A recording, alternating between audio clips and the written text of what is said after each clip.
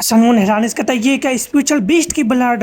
हम देखते हैं वहाँ पे पोर्टल ओपन होने लगता है, उसमें से स्पिरिचुअल बीस्ट का ब्लड बारिश की तरह बरसने लगता है। एक डाउस कहता है ये ward space centre of the ghost beast है, क्या हम सफल हो गए। सनून मन में कहता डाउस मॉन्क क्या अभी अभी कोई टेलीपोर्टेशन फॉर्मेशन दिखा। मुझे यकीन नहीं हो रहा कि ऐसे टेलीपोर्टेशन फॉर्मेशन भी हो सकती है जो वॉर्ड स्पेस को भी भेज दे। और एक डाउस सनून को देखते हुए कहता उधर देखो स्वॉर्ड मास्टर। मुझे यकीन नहीं हो रहा कि वो मर गया है, ये कैसे हो सकता है। इसमें कोई शक नहीं कि वो घोंसले बीसी ऐसा किया है, हम उसे मार डालेंगे। और हम देखते वहाँ पे काफी सारे डाउस होता है, उसमें से एक डाउस कहता है सभी लोग अपनी आंखों को बंद कर लो, उन लोगों के बलिदानों को सम्मान करें जिन्होंने अपनी जान को जोखिम में डालकर इस मिशन को अंत तक अंजाम दिया। उस स्वॉर्ड मास्टर के नाम को अपने दिल की गहराई में याद रखे जिसने उस घोंसले बीस्ट के हाथों अपनी जान गंवाई है। घोंसले बीस्ट के लिए हमारी सारी नफरत और दुश्मनी, जो इन सभी घटनाओं के असली मास्टरमाइंड है। और उन सभी के आंखों में आंसू होता और कहता चार्ज, उस कमीने को टुकड़े टुकड़े कर दो और स्वॉर्ड मास्टर की मौत का बदला लो। और वो सभी सनमून की ओर टूट पड़ते हैं और एक चीखते हुए सनमून पे अटैक कर देता है। दो चार और भी आ जाता है। सनमून उन पे अटैक करते हुए कहता तुम जैसे तुझ इंसानों की हिम्मत कैसी हुई। उस पे क्रॉस लगाते उसे मार देता है, लेकिन एक अटैक सनमून के पास आके गिरता जिससे पीछे और हो जाता है। अपने मन में कहता वो कमीने, वो अपनी जान की जरा भी परवाह किए बिना ही मेरी ओर दौड़ रहे हैं, इतना ज्यादा कि मैं उनके जुनून को महसूस कर सकता हूँ। भले उन्होंने काफी सारे मॉन्क को मरते हुए देखा हो, उनके अलावा उन मास्टर में ऐसे लोग भी है जो लगातार अवसर की तलाश करते रहते हैं। The storm master. और एक 5th लेवल का मास्टर सनमून के पीछे पहुंच जाता है और वो सनमून पर जबरदस्त अटैक कर देता है, लेकिन हम देखते सनमून उल्टा उस पर ही अटैक कर देता है। सनमून जैसे उसकी तरफ आगे बढ़ता है, हम देखते वहाँ पे एक और अटैक पहुंच जाता है और वो अटैक सनमून का हिट होता है। सनमून दूर की ओर जाने लगता है और एक रेड स्वॉर्ड होता है जो उड़ते हुए एक मास्टर के पास जाता है। वो कहता है वो कमीना स्पेशल थ्रेट के लेवल पे, उसे भागने मत दो।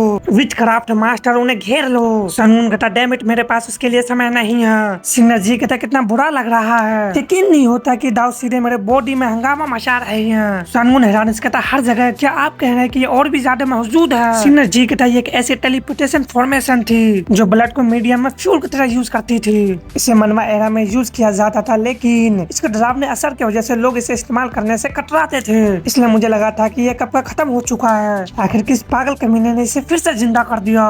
यकीन नहीं होता कि मुझे अपनी आंखों से स्पिरिचुअल बीस्ट को दास को दोबारा मिटते हुए देखना पड़ रहा है। अगर ये रिस्ट्रिक्शन ना होते तो मैं इन सारे कमीनों को सफाया कर देता। यह सच में बहुत ही निराशाजनक है। सनमून कहता तो इसका मतलब सिनर्जी कहता तुम्हारी तरह डीमन किंग का भी शिकार किया जा रहा है। हम देखते थर्ड डीमन किंग अटैक करता है, वहाँ पे सील को देखते और काफी सारे डाउस को देखते, उनमें से एक डाउस कहता है बहुत ही बढ़िया, अपने डिफेंस ट्रेजर से उसे घेरते रहो, कहीं पे भी गैप मत छोड़ो। हम देखते वो थर्ड डीमन को अपने चारों ओर कैद कर लेता है। दूसरी तरफ 4th और 5th डीमन को भी पकड़ लिया जाता है और कहते हैं अपने वेपन को उसके ऊपर फेंकते रहो। ये कमीने तो स्टॉर्म मास्टर को भी पल भर में कुचल सकते हैं, तुम्हें कभी भी उनके बहुत ही करीब नहीं जाना चाहिए। तभी एक डाउस कहते हैं बहुत ही बढ़िया जैन मास्टर योन। मास्टर योन कहते हैं प्लीज इसका जिक्र ना करे। वैसे उस शख्स की स्ट्रेटजी में सच में कोई भी गलती नहीं है। मुझे उम्मीद नहीं था कि 4th और 5th डीमन किंग सच में मेरे पास आएंगे, साथ ही सीलबंद खजाने और उससे निपटने के लिए स्पेशल रूप से ट्रेनिंग लोग भी। क्या जानवर हमेशा से उन चीजों से दूर नहीं भागते जो उन्हें पसंद नहीं होती है। 4th और 5th डीमन जो शाकाहारी है, मोस्टर जैसे मांसाहारी जीव से बचकर तुम्हारे पास आए, क्योंकि तुम नीचे जाति का खाल पहने हुए हो। आखिर में जानवर तो बस जानवर ही होते हैं। रास्ते हुए कहती है सच में मैं तो प्यार में पड़ रही हूँ। दूसरी तरफ सनमून काफी हैरान कहता क्या डीमन किंग का शिकार किया जा रहा है इस ड्रैगन पैलेस में। ब्लैक फॉक्स और दूसरी तरफ होरी को देखते जो दूसरी ओर देखती है और होंगयोन कहती है क्या हुआ। होरी कहते कुछ नहीं, मुझे ऐसा लगा जैसे कोई मुझे बुला रहा हो। वैसे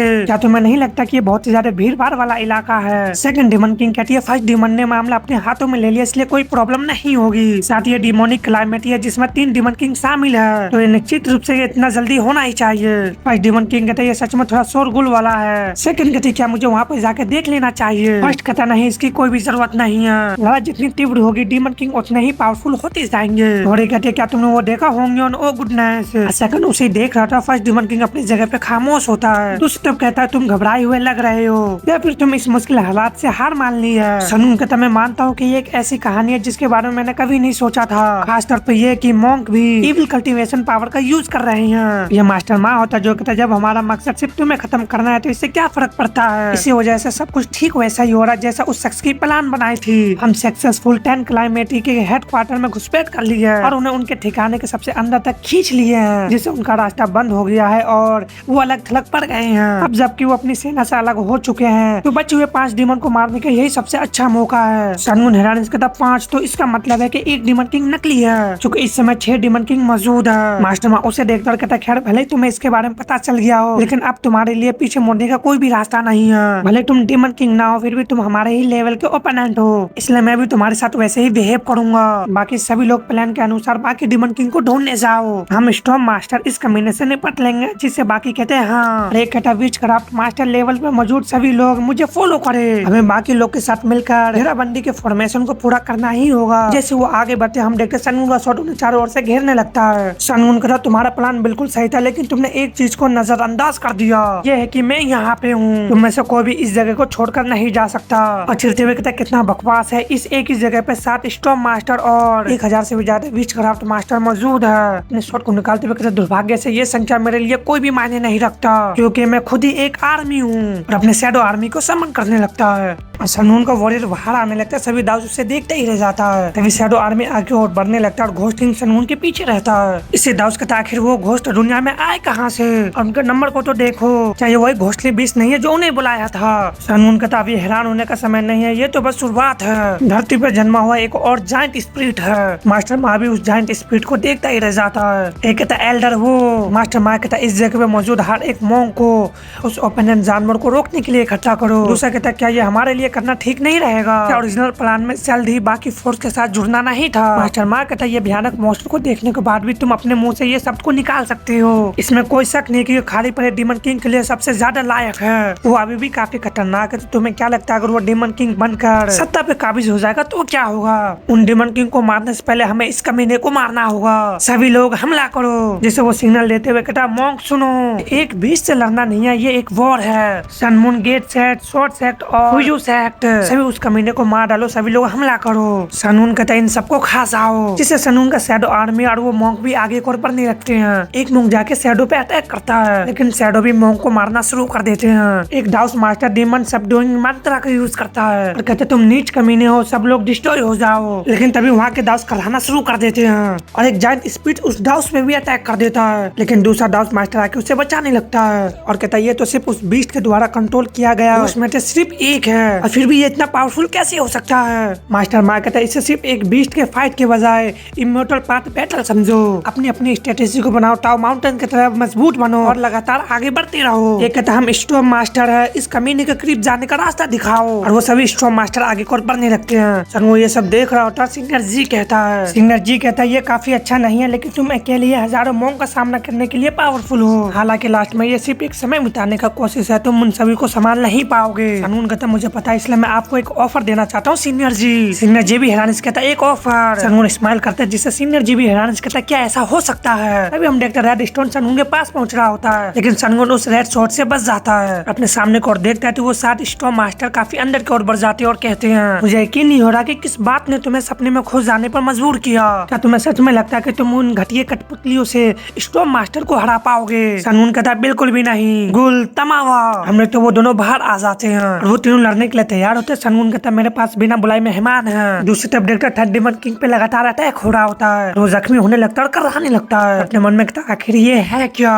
उन्होंने मेरे हर एक कोशिश को पूरी तरह से रोक दिया। अभी ओल्ड मैन अटैक करते हुए साइकिल की तरह हंसते हुए कहता है अब तुम्हारी हरकतें आखिरकार धीमी हो रही है। डीमन किंग पर जाकर जबरदस्त अटैक करता है, जिससे डीमन किंग के हाथ भी टूट जाते हैं और कांपना शुरू कर देता है। एक कहता बस मर जाओ डीमन, तो ओल्ड मैन कहता ये अंत है। डीमन किंग अपने सामने की ओर ही देख रहा होता है। अभी हम देखते हैं वहाँ पे 7 डीमन किंग आ जाती है। कहते हैं थर्ड डीमन कस के पकड़ो और वहाँ पे वो टर्नेडो अटैक करने लगती है, जिससे आसपास के वॉरियर कराने लगते हैं। ओल्ड मैन कहता है एक और डीमन किंग आ गया। जब वो अटैक शांत होता है तो ओल्ड मैन कहता है तीसरा डीमन किंग गायब हो गया है। एक मास्टर भड़कते हुए कहता ये क्या, ये सब बकवास है, हमने उसे घेरने के लिए बहुत ही मेहनत की है। दूसरा मास्टर कहता मुझे यकीन नहीं हो रहा कि उस कमीने ने सिर्फ अपने पंखों को फहराकर तूफान खड़ा कर दिया। इसमें कोई शक नहीं कि वो 7 डीमन किंग है। एक कहता 7 डीमन किंग से निपटने का जिम्मा सन एंड मून गेट के पास है ना? वो लोग आखिर क्या कर रहे हैं? दूसरी तरफ देखकर थर्ड अपने घुटने पे होता है और कहता थैंक यू 7 डीमन। कभी नहीं सोचा था कि मुझे इस वॉइड आयरन मेज में देखने को मिलेगा। आखिर वो यहाँ पे कैसे घुसा है? 7 कहता सिर्फ वो ही नहीं बल्कि इस पूरे भूल भुलैया पर उस मॉन्क ने कब्जा कर लिया है। थर्ड हैरानी से कहता क्या कैसे? 7 कहती बाकी डीमन किंग भी इसी हालात में है। थर्ड कहता तो फिर हमें अभी जाकर उनकी मदद करनी होगी, मेरी बॉडी कुछ ही पल में ठीक हो जाएगी इसलिए। 7 कहते नहीं हमें फर्स्ट डीमन के पास जाना होगा। केवल ये जानते हैं कि ये डीमन क्लाइमेटी का दिन है, अब जबकि स्पेशल लाइफ लेवल के लोग इसमें एंटर कर सकते हैं, लेकिन उन्होंने जानबूझ जानबूझकर हम पर उस समय हमला किया जब हम अपने सेना से अलग हो गए थे। इसका मतलब है कि हमारे बीच जासूस या गद्दार है। मुझे पूरा यकीन है कि उनका अल्टीमेट गोल फर्स्ट डीमन है। फर्स्ट डीमन का मौजूदगी ही 10 कैलामिटी का कोड है। अगर बाकी डीमन किंग की मौत हो जाती है तो उनकी जगह लेने के लिए बाकी लोगों को चुना जा सकता है, लेकिन फर्स्ट डीमन के मामले में ये अलग है। इस समय हमारी सबसे प्रायोरिटी फर्स्ट डीमन की सेफ्टी ही है। डिमोनिक कैलामिटी अब जरूरी नहीं रही है। हमें उन लोगों से जुड़ने की जरूरत है जो स्पिरिचुअल लाइफ लेवल पे अभी भी जिंदा है। वो सारे मास्टर भी आगे बढ़ते हुए कहते हैं उन कमीनों को ढूंढो। फर्स्ट डीमन 7 डीमन कहती है इससे पहले कि दुश्मन रास्ता ढूंढ ले। अपने मन में कहती है फर्स्ट डीमन को। दो मास्टर मिलकर एक स्पिरिचुअल बीस्ट को जान से मार देते हैं। तो एक मास्टर अपने तलिस्मान को अटैक करते हुए बीस्ट को जला के राख करने लगता है। इसे स्पिरिचुअल बीस्ट का रात नहीं लगता और एक कहता भला यहाँ पे मॉन्क कैसे हो सकते हैं, वो भी इस भूल भुलैया में। हम वहाँ पे कुछ डाउट्स को देखते उसमें से एक मास्टर कहता है ये स्पिरिट और बहुत ही काम का है, अब इस बारे में जानने की कोई भी जरूरत नहीं है, वैसे भी तुम्हारी मौत होने वाली है, तुम्हें बस अपने इटर्नल एल्केमी पावर को सौंपना है और मर जाना है। तब उस मॉन्क को बंदे के कराने और खांसने की आवाज आने लगता है जिससे वो अपने पीछे को देखता है। हम देखते उसके पीछे थर्ड डीमन किंग होता है और वो मॉन्क कहता है ये क्या हो रहा है, लेकिन थर्ड डीमन किंग उसे भी जान से मार देता है। जैसे स्पेशल बीस्ट कहता है थर्ड डीमन कहता हालात पूरी तरह से बदल गया है, डिमोनिक क्लाइमेट रुक गई है, सब लोग मुझे फॉलो करो। हम देखते 7 डीमन भी मॉन्क से लड़ाई कर रही होती है। इससे बाकी स्पेशल बीस्ट कहता है 7 डीमन किंग ने हमारे लिए रास्ता को साफ कर दिया है, सभी लोग आगे बढ़ो और मॉन्क की फॉर्मेशन को पार करे। कुछ मॉन्क ये सब देख रहे कहते वो है डीमन किंग, वो घोस्टली बीस्ट को भूल भुलैया में ले जा रहा है। इसमें कोई शक नहीं कि वो थर्ड और 7 डीमन है। आखिर वो सेक्ट जो डीमन किंग का शिकार कर रहे थे वो क्या कर रहे थे।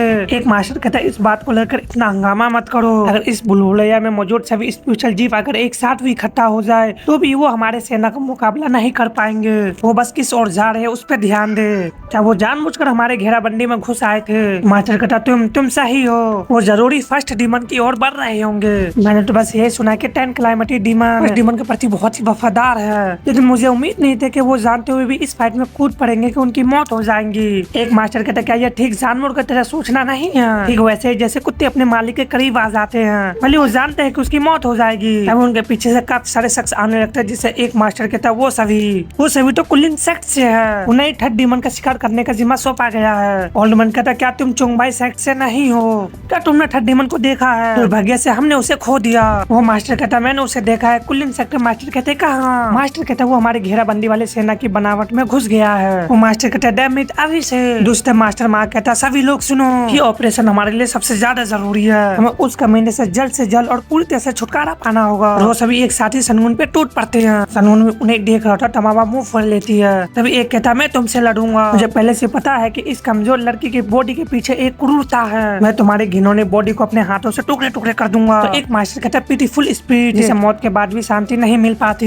मैं तुम्हें शांति प्राप्त करवाऊंगा। हम गुल के हाथों में वही सेट वेपन को देखते हैं। तो बाकी मास्टर सनगुन पे अटैक करने लगता है। तो एक मास्टर सनगुन पे अटैक करते हुए कहता है मैं उसकी शॉट को रोकूंगा, बाकी सभी लोग इस मौका का फायदा उठा सकते हो। लेकिन सनगुन तभी जबरदस्त अटैक कर देता है। कहता ये तो अच्छी बात है, मैं ये कह रहा हूँ कि मैं भी किसी अच्छे हालात में नहीं हूँ, जल्दी करो मुझ पे हमला करो। तभी एक मास्टर अपने फिजिकल अल्टीमेट का यूज करता है, जिससे वो बड़े बड़े चट्टान को सम्मान करने लगता है और कहता है तुम इतनी घमंडी हरकत करने की हिम्मत कैसे कर सकते हो, देखते हैं कि तुम इस हमले से बच पाते हो नहीं। तो दूसरा मास्टर बाउंडलेस सन का यूज करता है। सनगुन भी अपने फिनिक्स ब्लू फायर का यूज करता है, अपने रूटलेस ब्लू फ्लेम टाइगर से अटैक कर देता है, जिससे वो फ्लेम काफी बड़े एरिया में फैलना शुरू हो जाता है। दासू से देख के हैरान रह जाते हैं और वो धमाका इतना बड़ा होता है कि हम उसे दूर से भी देख सकते हैं। हम देखते हैं एक बंदा अपना टेजर का यूज कर रहा होता है, जिससे वो टेजर भी टूट जाता है और कहता है ये डिफेंसिव टेजर। दूसरा कहता है ये किस तरह की पावर है। मास्टर मार कहता सावधान रहो, हमने इस हमले को डिफेंसिव टेजर से रोक दिया, लेकिन वो जल गया। मुझे एल्डर मार एल्डर यून की एनर्जी का एहसास नहीं हो रहा है। कहता है बिल्कुल भी नहीं। मास्टर मार को लगातार दिल धड़कने की आवाज आने लगती है। सनगुन उसे घूर के देख रहा था, वो आवाज उसे दोबारा सुनाई देती है। सनगुन उसे याद आ जाता है और कहता बच निकलना। दूसरे माउंटेन पे कुछ डीमन किंग को देखते हैं और हम होरी को देखते हैं, जो कहता कोई आ रहा है। जब तो अपने सामने की ओर देखते तो वहाँ पे 7 और थर्ड डीमन किंग होता है, साथ कुछ स्पेशल बीस्ट भी। सेकंड डीमन किंग में हैरान इसके थर्ड और 7 डीमन किंग। 7 कहते ये जानकर बहुत ही राहत मिला कि तुम सभी ठीक हो। सेकंड कहते तुम्हारा क्या मतलब है। तो फर्स्ट अपने हाथों को आगे करते हुए कहता है ये बिना बुलाए मेहमान है। अभी कोई अपने पैरों को कदम को रखता है, ये वही मास्टर होता है जो हंसते हुए आ रहा होता है। साथ ही वहाँ पे और भी काफी सारे दाउस मास्टर होते हैं, जिसे वो सभी अपने पीछे को देखकर हम देखते वो काफी सारे नंबर में होते हैं और हम देखते वो सच में हजारों की तादाद में होते हैं। और वो 6 एक तरफ तो वो हजारों एक तरफ, तभी वहाँ पे एक और आते हुए कहता फर्स्ट डीमन। चीखते हुए सभी लोग मेरी बात ध्यान से सुनो, हम आखिरकार अपने नफरत और गुस्से के कोर तक पहुँच गए हैं, 10 कैलामिटी के फर्स्ट डीमन तक। अब वो समय आ गया है जब हम अपने फैमिली को खोने का दर्द और अपने दुखों का बदला ले सकेंगे। तो अपने उन सभी हत्या की इच्छा को बाहर निकालो, जिन्हें तुम इतने लंबे समय से दबा रहे हो। उन घिनौने घोंसले बीस्ट का नाश करो, सब मिलकर हमला करो, हम आगे बढ़ो, हमारे खून का बदला लो। 71 कहते सभी लोग उनका सामना करो, उन सभी डाउस को रोको, हम डीमन किंग तुम्हारे साथ मिलकर लड़ेंगे। सारे बीस्ट भी लड़ने के लिए तैयार हो जाते हैं और वो दोनों ही एक दूसरे पर अटैक करने के लिए आगे बढ़ते हैं। हम देखते हैं उन दोनों के बीच घमासान फाइट होना शुरू हो जाता है। सेकंड हेरानिस कहता है ये क्या हो रहा है, आखिरकार यहाँ पे मॉन्क कैसे हो सकते हैं। थर्ड कहता है ये तो टेलीपोर्टेशन फॉर्मेशन है, एक अनजान और मिस्टीरियस टेलीपोर्टेशन फॉर्मेशन है जो ब्लड का यूज करता है। एक बात तो हम अच्छी तरह से जानते हैं कि एविल कल्टीवेशन पावर का यूज किया था। होंगन कहते ये नहीं हो सकता, एविल और दाउस बिल्कुल ही अलग है, ये कैसे हो सकता है। थोड़े कहते तो तुम्हारा कहना है कि उनके लिए ऐसा करना असंभव है। होंगन कहते ये संभव नहीं है, बल्कि ऐसा काम है जो दाउस के खिलाफ जाता है। थर्ड कहते क्या इससे ये नहीं पता चलता कि दाउस सीधे कितने पक्के इरादे वाले हैं। अगर उस एविल कल्टीवेशन वाले चीज का सहारा नहीं होता तो कैसे समझाओगे कि उन्होंने हमें और फर्स्ट डीमन को भी धोखा दे दिया। क्या तुम्हें भी ऐसा नहीं लगता। फर्स्ट डीमन खामोश होता है। सेकंड कहती है क्या तुम सच में इस तरह के हालात में इस पर बहस करने वाले हो। सेवन कहती बेशक हम इस जगह से जाने के बाद करेंगे, हमें अपने बीच मौजूद गद्दार को भी ढूंढ निकालना होगा। सेकंड हेरानिस कहती गद्दार। तब वहाँ पे एक जबरदस्त अटैक होता है। थर्ड डीमन किंग कहता है डेमिट लगता है हमें पीछे धकेले जाने से बचना ही होगा, सबसे पहले मैं उन स्टॉर्म मास्टर को रोकूंगा। सेकंड हेरानिस कहता स्टॉर्म मास्टर इस हालात में चौथे और पांचवें डीमन किंग क्या कर रहे हैं। सेवन कहता दो रीजन हो सकता है, या तो वो भी हमारे जैसे हालात में है या वो गद्दार है। मैं थर्ड डीमन की मदद करूंगी, तब तक यहाँ से निकलने की रास्ता ढूंढो। और वो आगे की ओर बढ़ने लगती है। सेकंड तो पहले खामोश होता, फिर कहता फर्स्ट डीमन हमें क्या करना चाहिए। सबसे पहले हमें उनके घेराबंदी को तोड़ना ही होगा। और फर्स्ट कहता तुम सभी कितने बेकार हो। और उसके बॉडी से जबरदस्त एनर्जी निकलने लगता है जिसे वो सभी उसे देखने लगते हैं। और हेरानिस कहता फर्स्ट डीमन कहता तुम्हें क्या लगता है मैं कौन हूँ। जिस जगह पे मैं अभी खड़ा हूँ वो 10 कैलामिटी का ओरिजिन है और घोंसले बीस्ट का बेस। घोंसले बीस्ट ध्यान से सुनो, जो भी हमारे एरिया में घुसने की हिम्मत करता है उनसे मार डालो। मैं फर्स्ट डीमन हमेशा तुम्हें बचाऊंगा।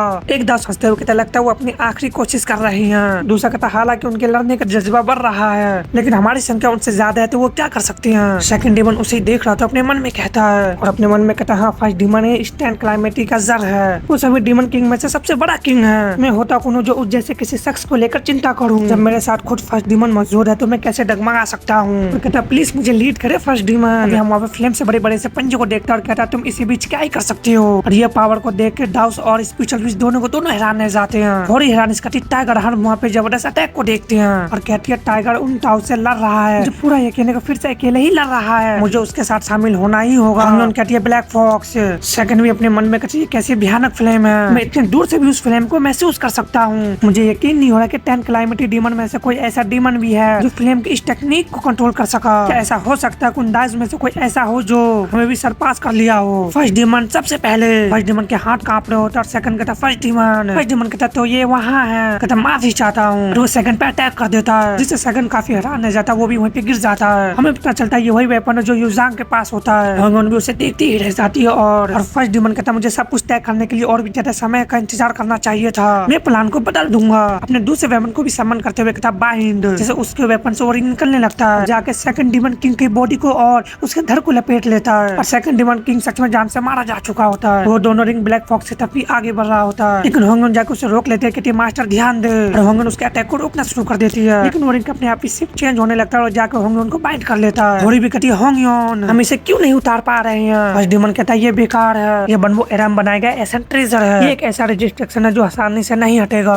सेकंड अभी भी जिंदा और कहता फर्स्ट डीमन इसका मतलब है। फर्स्ट डीमन कहता तुम बेवकूफ, इस हालात में भी तुम कैसे मान सकते हो कि मैं फर्स्ट डीमन हूँ। अपने अटैक को बनाते हुए कहता तो फिर मैं तुम्हें उस फर्स्ट डीमन के रूप में मार डालूंगा जिस पर तुम इतना यकीन करते हो। एक ऐसा पोजन है जो तुम्हारे बॉडी में मौजूद स्पिरिचुअल पावर को पत्थर की तरह ठोस बना सकता है। हमने तुम्हें स्पिरिचुअल बीस्ट को मारने के लिए ये खोजबीन की थी। तब एक अटैक आके उसे लगता है जो एक बड़ा सा पत्थर होता है। न्यूज़ांग अपनी लाइटिंग से उसके पत्थर को टुकड़े टुकड़े कर देता है और कहता नाइट डीमन तुम तो फोक जैसी चालाक औरत हो, फर्स्ट डीमन पे हमला करने की तुम्हारी हिम्मत कैसे हो सकती है। और ये कहती तुम फर्स्ट डीमन हो, तुमने नहीं कहा था कि तुम वो नहीं हो, तुम पागल कमीने।